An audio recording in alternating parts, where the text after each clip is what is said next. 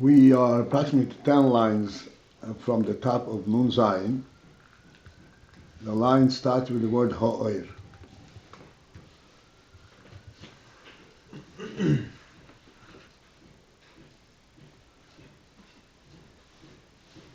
there is a very brief or very emphatic explanation of the principle of the makif as being the initiator of the pnimi.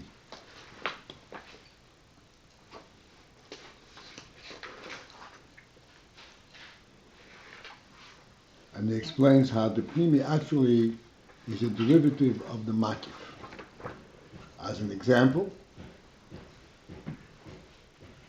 in order to be mashpia, oyer seichel, and I'm emphatically say oyer seichel because that is the real hashpah, he has to first surmise the makabel, the kelim of the makabel, as to where the makabel is and what in what would lend itself for him to be accepting.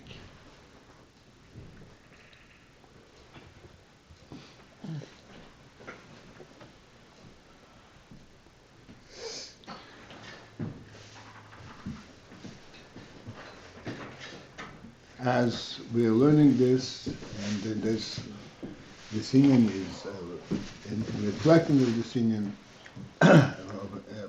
we are so used to this terminology, makif and pnimi, that we don't always realize the profound significance of this. So I want to take a few minutes and I want to put this whole thing in perspective again. We are saying that hashpos, David, do me a favor, close the door. So I thought I did. No, not that. That one has to stay open. Close the lock? No, don't tell you that because people want to come in. But the inside door. Close the inside door. So okay. The other one was kind of ajar. Yeah, okay, thank you.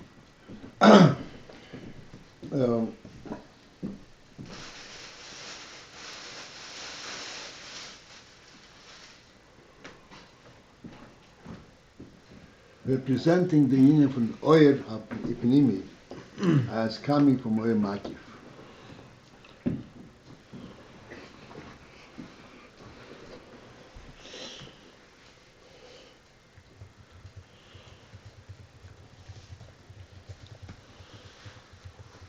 Although this question is completely out of context, but I just want to ask that we should consider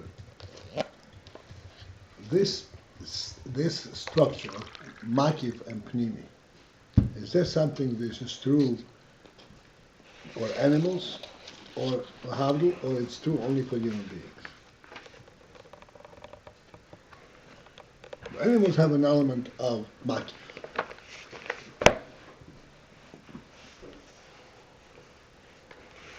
Yeah. How do they get their information? As we pointed out, they also have information. Like it says in the Pasuk, Yoda Shoy Koinehu, the ox recognizes his owner.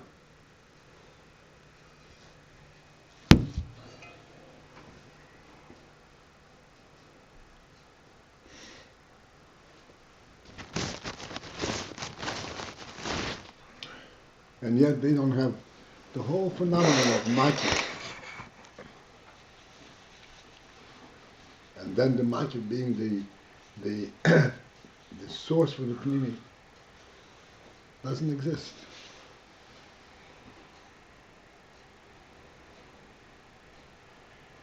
Number one, I asked, how do they then get the information? And they do have information. However, that formulates itself. And then the question is, why in fact don't they have makif?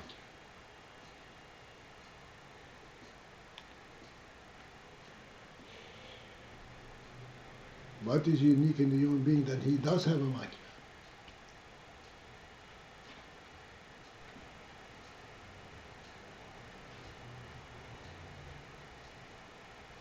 So this is a question that I'm posing. Anybody who wants to answer, please be free. I very well may be posing it as a rhetorical question. But I'm posing it as a question because we will understand the significance of the answer only if we contemplate on this and we see, yes, indeed, it's a question.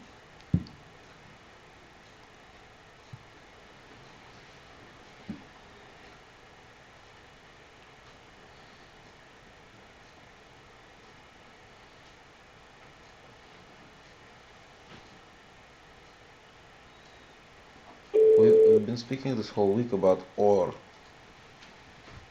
which is like intangible presence. So I don't think animals are privy to that at all. Okay.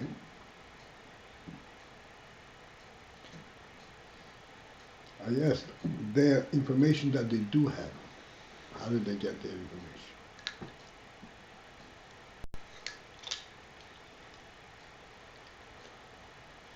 One of books, yeah.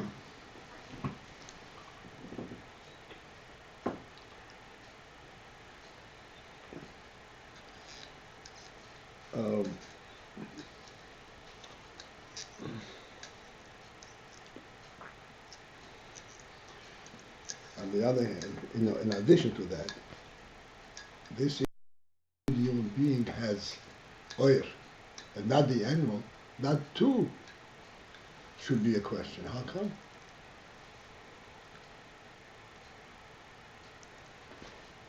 What is so unique in the human being that he sees the oil, and he has this entire phenomenon of makif and pnimi and so forth.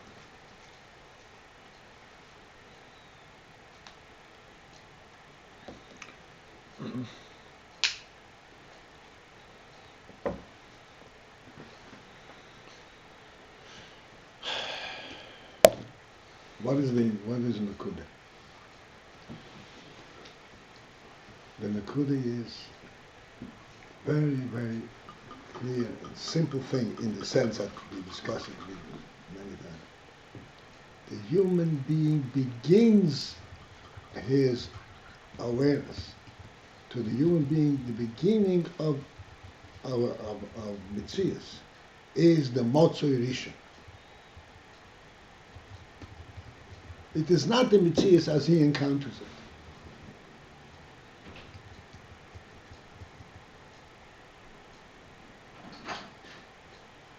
Everything that he sees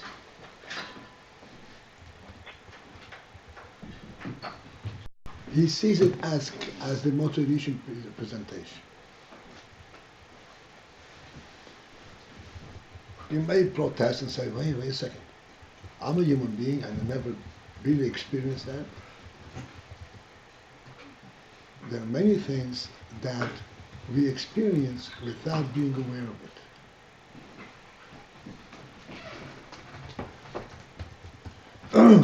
And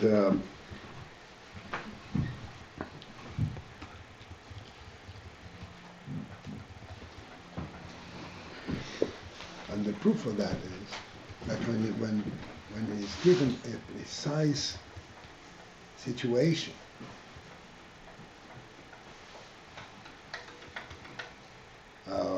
he will immediately say, no, I can't go there. I can only do it this way. Like, for example, our illustration of the host and the guest. You don't have to practice it, you don't have to learn about it. Every human being we respond this way. Just, what are you doing? What did you invite me for? To give me lunch? What is that? That's an intangible thing.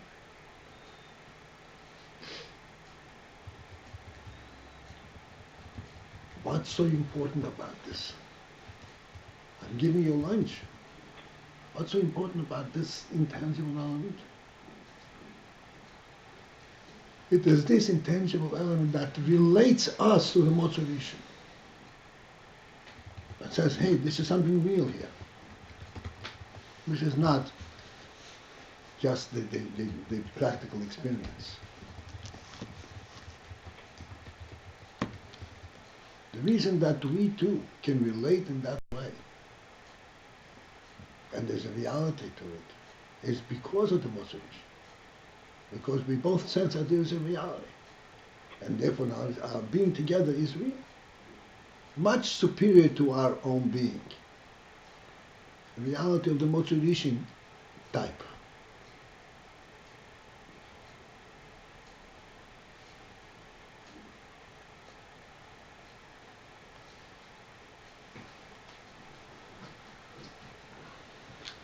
So, this is the principle of intellect.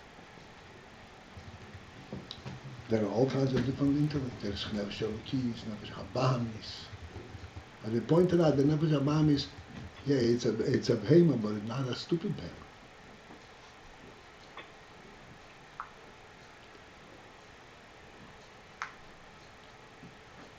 It's Taivas, Adar of behemoth, but that's why to conquer the human behemoth is very difficult, because he's got a human perception. He attributes a human value to the behemoth taiva. You know what I'm saying? Isn't that he's a behemoth? Okay, I want it as a behemoth. Then you can control it. Give him a schmitz over the head, and he'll go away. Not a human being. I observed in the park. You know, they walk with dogs. So a dog is a dog. So so this dog is walking and he sees another dog, and whatever is enticing him, he begins to bark and jump and without have killed it. Okay, whatever it is. So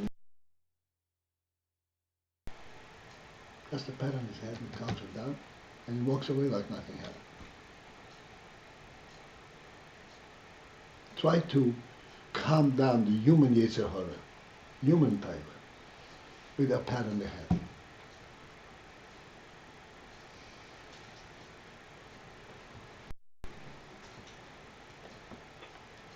Right?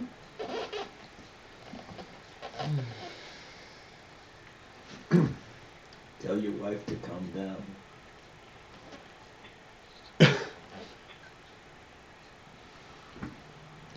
So yes, it is Nefesh Habahamis, but it's a Nefesh Habahamis that has seichel.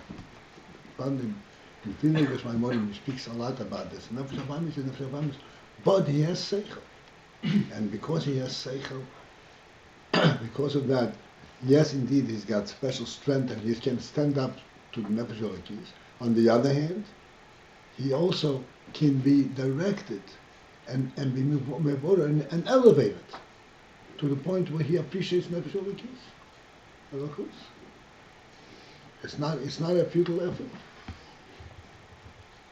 Nefesh Habahamis can be enlightened to a much more real, to that which he really wants, to a seichel perspective. Let me interrupt. I want to bring the water. I forgot the hot water. Just 1 second. Anybody want some Chardonnay? No? Chardonnay? Yeah? No, thank you. Thank you. Thank you. No? It doesn't make you go to sleep, it wakes you up. Right. I'm pouring one for somebody, I don't know who it's for, but. It's for the family, yeah. Okay. Thank you. Alright, Paltiel, would you like? Oh. Yeah, Okay, you want to put a little bit into I'll it? give you a little bit. It's the Rebbitzon's birthday today. Yep. Okay, John.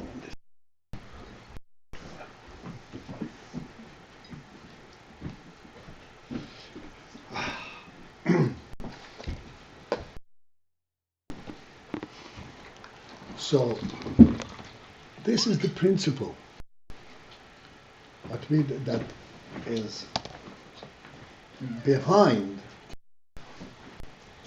these phenomena. That there is a makif prior to the pnim. What is makif prior to the pnim?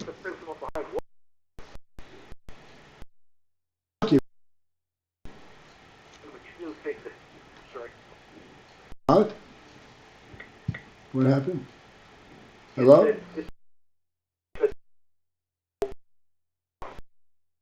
Behind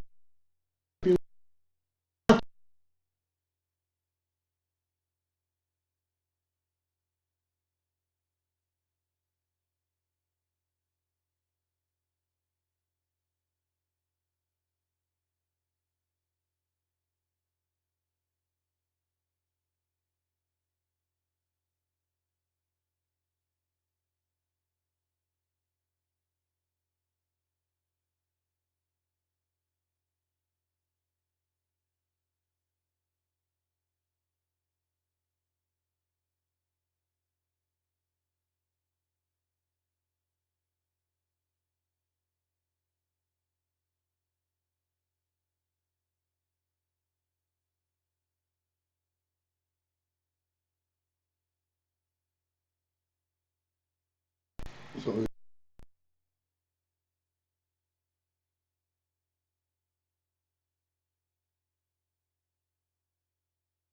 this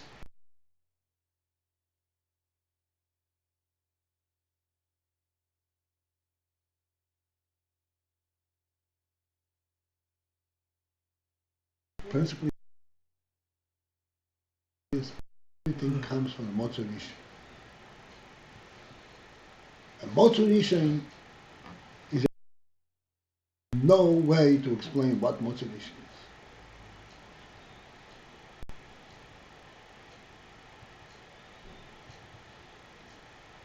It's not Seichel. This is the basis of Seichel. This is what gives us Seichel.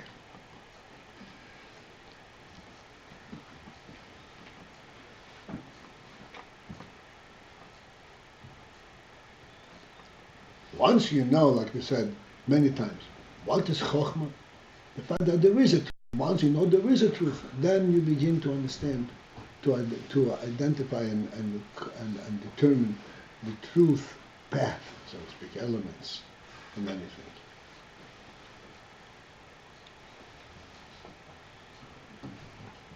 Okay.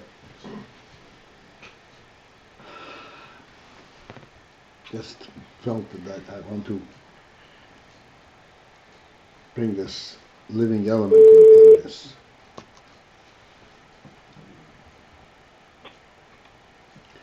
Okay, so again, we are on the page Zayin on the line, about 10 lines from the top. The line begins with the word ha-ohr. That the makif is the mokir hapnimi, where the oil comes in. What's it pnimi? Pnimi is that the oil comes in a manner shemiskabe b'pnimius klei hamkaver. That it can be accepted b'pnimius, internalized in the kelim of the makaver.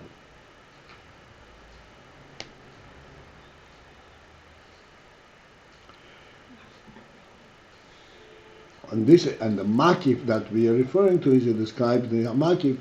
This is the determining factor. This is where the Rav is surmising the kelim of the makabel of the Talmud.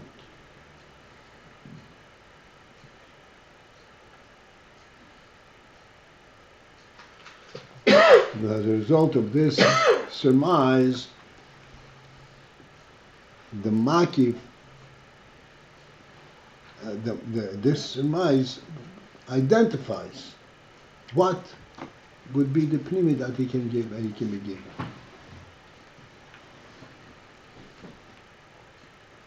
Because ultimately, the hashpah itself is on the pnimi level.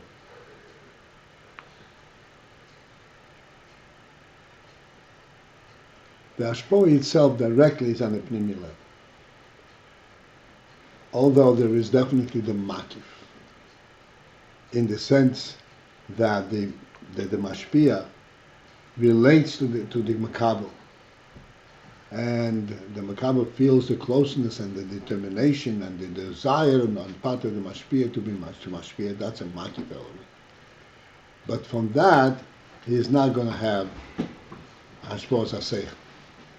This is what brings him close, so that he would allow to be mushva. He would open up his mind and he would pay attention, so to speak, absorb what is being given. But the hashpah itself has to be on a pneumistic level. And if ever, eventually, the makabel will, as a result of this hashpah, reach the heights of the mashpia, that will be through his own efforts. Because the mashpia had given him the essential truth, he can, that eventually can reach into his own deeper koiches, and he is able to rise up. Okay, this is it. Become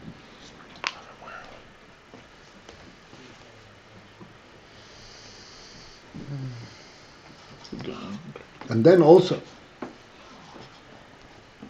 this is still on the general path of explaining the makif and the pnimi, the correlationship between makif and pnimi.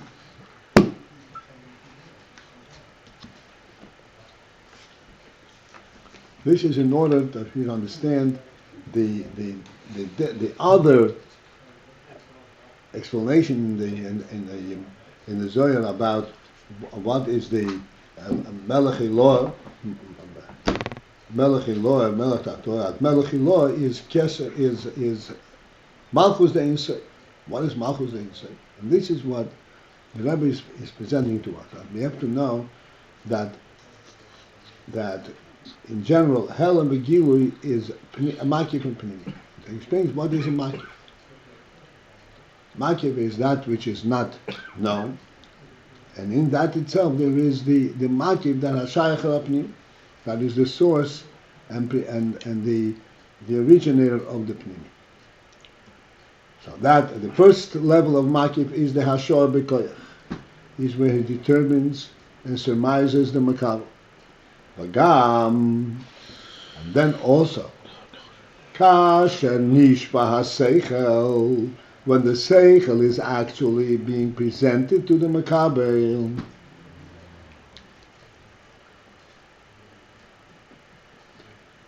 And again, the hashpos haseichel is a seichel hashpah, not a determinate, not a tangible inyan, an inyan that is true only to the human seichel.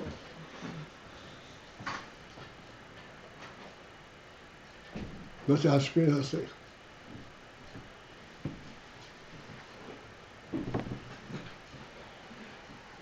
It is true only to the human seichel, because only the human seichel has as its base the inyan that there's a motzorish. Meaning to say that there is a reality. Before I even understand anything, there is something there. And I'm trying to understand what it is that I sense that there is before I identify it. The hashpah is a The hashpah gives him pointers to this. But the only way for the mushba to understand what the mashpi is telling him is, oh, I really want to know what he's saying. But how do you know you want to know what he's saying if you don't know it? because I know there is what to know even before I know it. Is that only in the case when actually Mekabel being taught, or regardless? No. In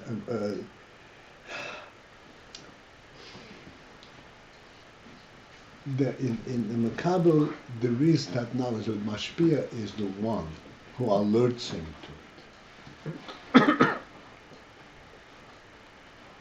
So when we're mentioning this, what we just said, that it's in by Mekabel's belief in Makif, it's when he is being alerted to it. Mashpia has the task of alerting him to it. But then he's alerted. Then he wants it. There is something that he wants to know. All right. So then the seichel is being nishpa, and again this seichel means something intangible. And again over here I have to put this out. It's something intangible, but the inyan that the makabel accepts the seichel is not on the intangible level, on the imaginary level. It's seichel. It's real. I understand it. It's not something that I imagine what the mashpia is telling me, so I can project it. I can go off into a different world, and imagine what he's talking about. That's not seichel either. Seichel means that in the sense of reality that I sense, this makes sense, this exists. To what extent I understand it, that depends already as time goes on. But he's talking about something real, in my world, in my reality. What's meant seichel?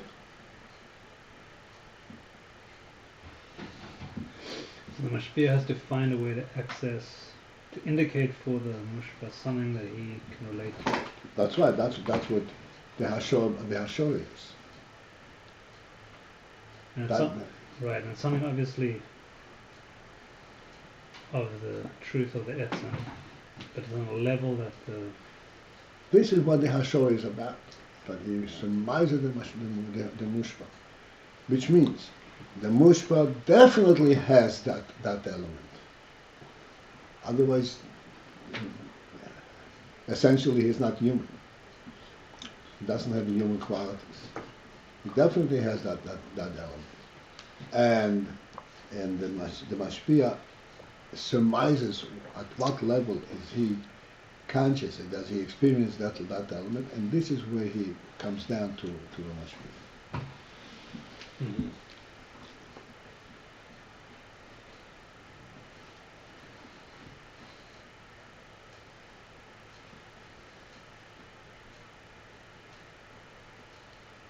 Imagine a person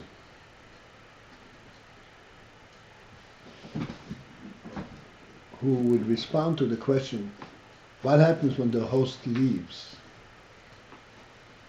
And his response would be, nothing, I still have my lunch. Yeah. You're laughing. Exactly. It's not a laughing matter. It exists, unfortunately. Sure. So a human being who responds that way, what are you going to be mashpia to? Say.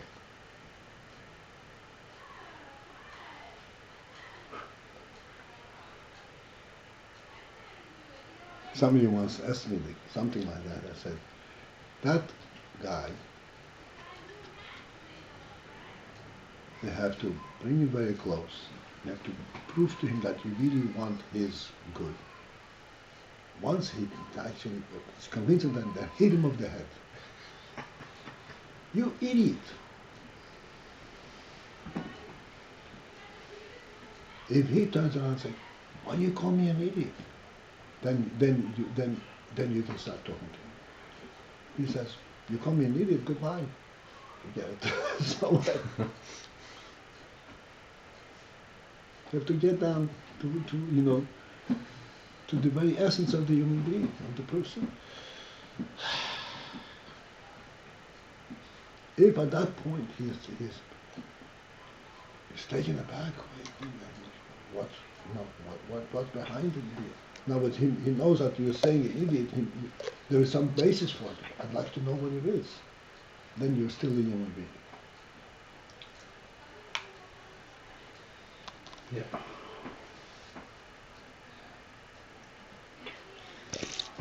Sometimes you have to go to that to that end. Okay.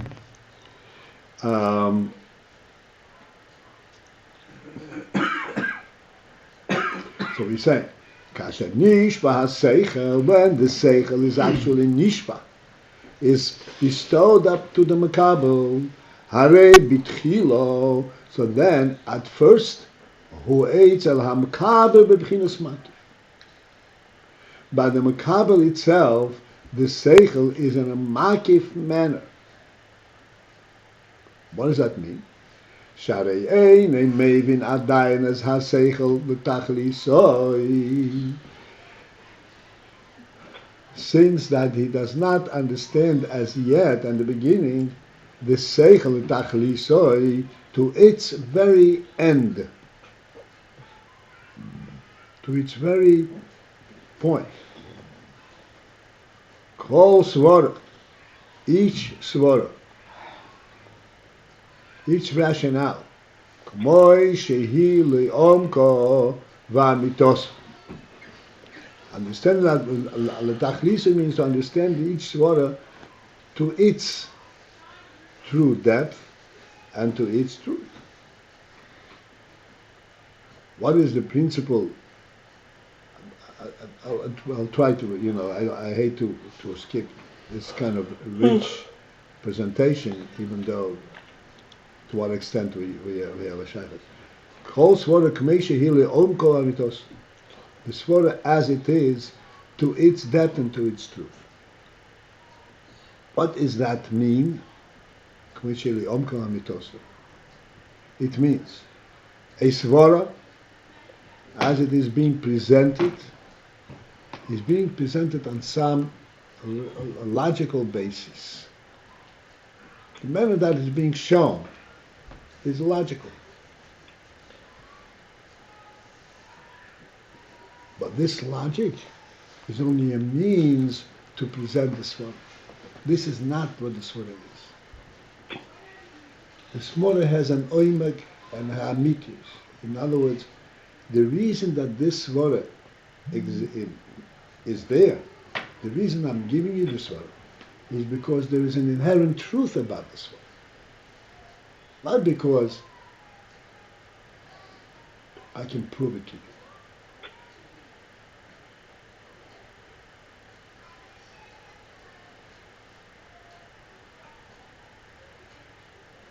I had a discussion today with somebody.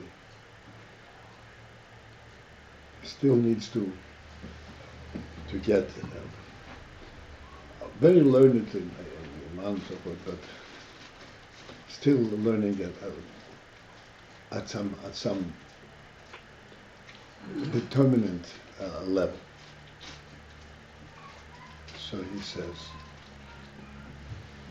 of course, it's obvious. Ein davar eisei asatzmi. Ein davar eisei asatzmi means nothing makes itself. So nothing makes itself is a logical svara. Things don't make themselves.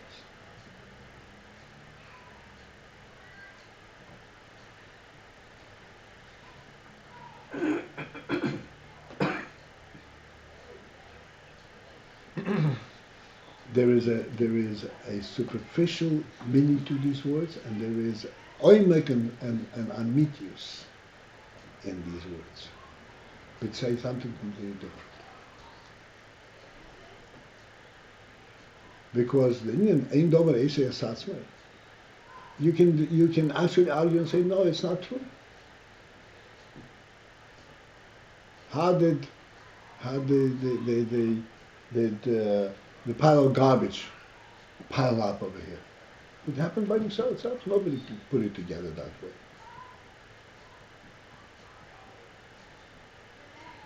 You know what I'm saying? It happened by itself.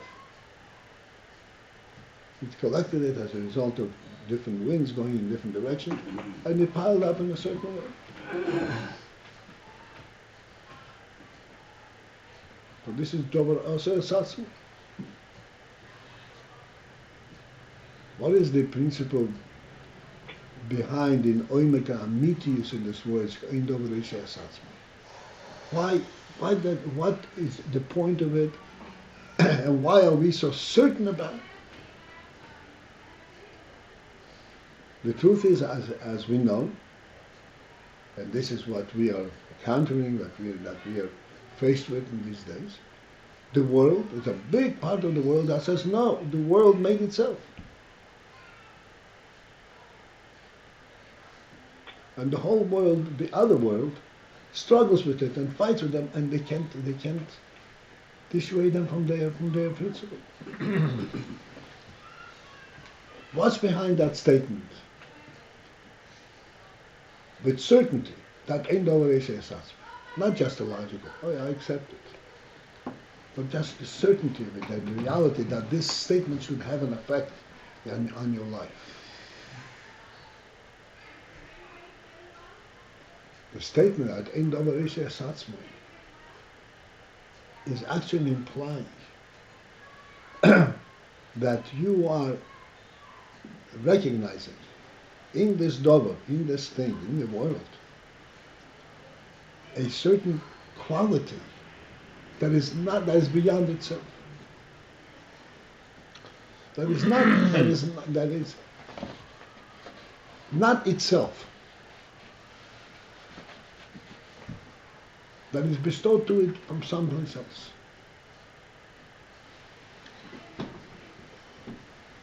Like we say all the time, the clock on the wall. Yes, it could be an accident, but this shows you what you're looking at. You know, I had the question here in the class, and somebody asked, I said, "What do you see when you come and I see a clock?" And say, "I see a clock." You don't see a clock. If you see a clock, then you don't have the principle, the determinant statement, "Ein awaress satzma." That could have happened by itself. It fell, whatever it is. In other words, could have happened. It's not logical to say, but it's not. You don't see something different. So then you have logical to say, how did it happen? But that's not what you're looking at. Ein awaress satzma is referring to the principle of what I'm actually seeing, not what the history of it. What am I looking at? When I see a clock on the wall, I see a human being. Not a clock.